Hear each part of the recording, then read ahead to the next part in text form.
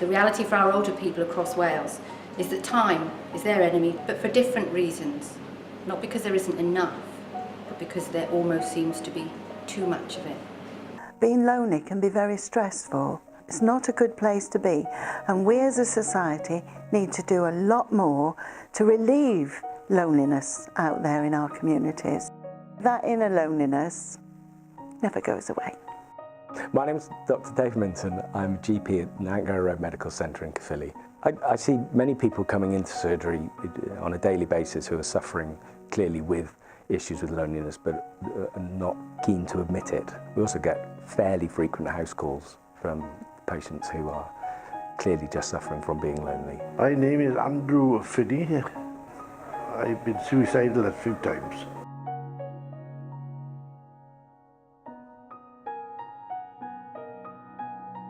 I enjoy people's company, I love it.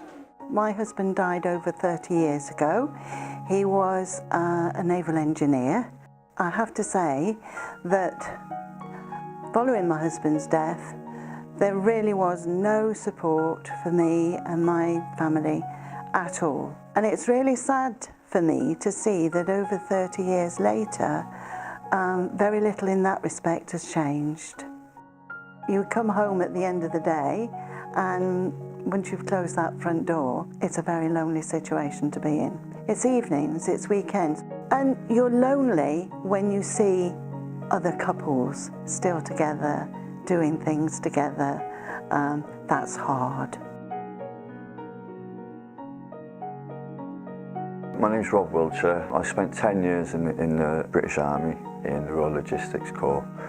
Basically, I was providing transport, logistical transport, ranged from fuel, ammunition, food, anything that needed distributed throughout the battlefield or operational theatres. Left the forces because my mother was ill. I struggled quite a lot when I left my friendship with my friends back here. I lost contact with a lot of my friends purely to the fact that I was away on operational tour a lot.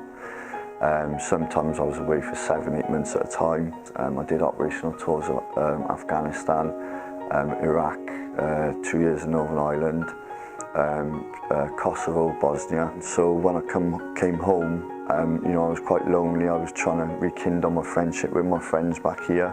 My life as I knew it had ended. I didn't know, what to do, where to go, because I was so used to somebody being there telling me what to do. So I find it really, really strange. I lost my son James when he was age 21. He was killed in Afghanistan in September 2009. And since then we've done various different things for charity and work with the Ministry of Defence and things like that. But all the way through it, there's been a massive gap where you find that there isn't anything there for anybody that just wants to talk about things, just someone to talk to. Whether it be for myself or my children, there was this big gap that there was nowhere for them to go to kind of express their emotions and anyone to help them, support them. I think we need to start looking at how we befriend people. When you become isolated and away from your community, then that's a very lonely place to be.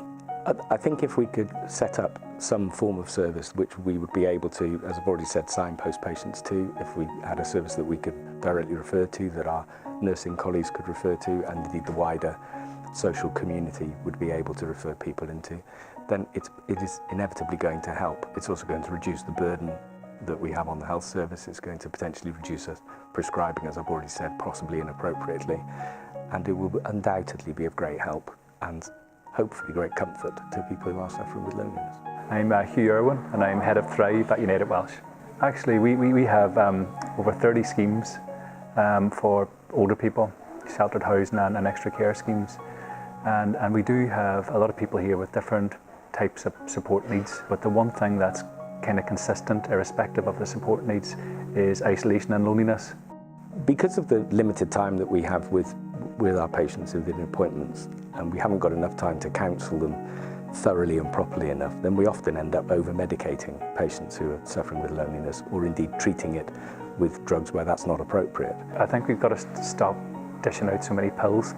I think we've got used to dealing with symptoms. So people come into whatever service because of an illness, whether that's physical or mental well-being issue. But those are symptoms of something else that's going on.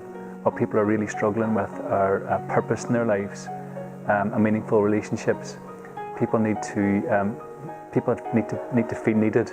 This is a public health issue, and now we've got the hard evidence to say we must do something about this. I think for people in the forces, they find it quite difficult to sort of build bonds with civilians once leaving, because you know a soldier sleeps together, they eat together, they shower together, you know, and that bond is just unbreakable. And because of the way that you're trained, you're broken as a person and then built back up into, you know, to be a soldier, to react and to do the things that they want you to do. So it does have an impact on you then as a civilian, because nobody understands you as a soldier, you know. And I could be talking to my normal civilian friends about my times in the forces and, you know, the things that I have seen. Nobody understands it like a soldier understands it, you know. So I think it's probably very, very important.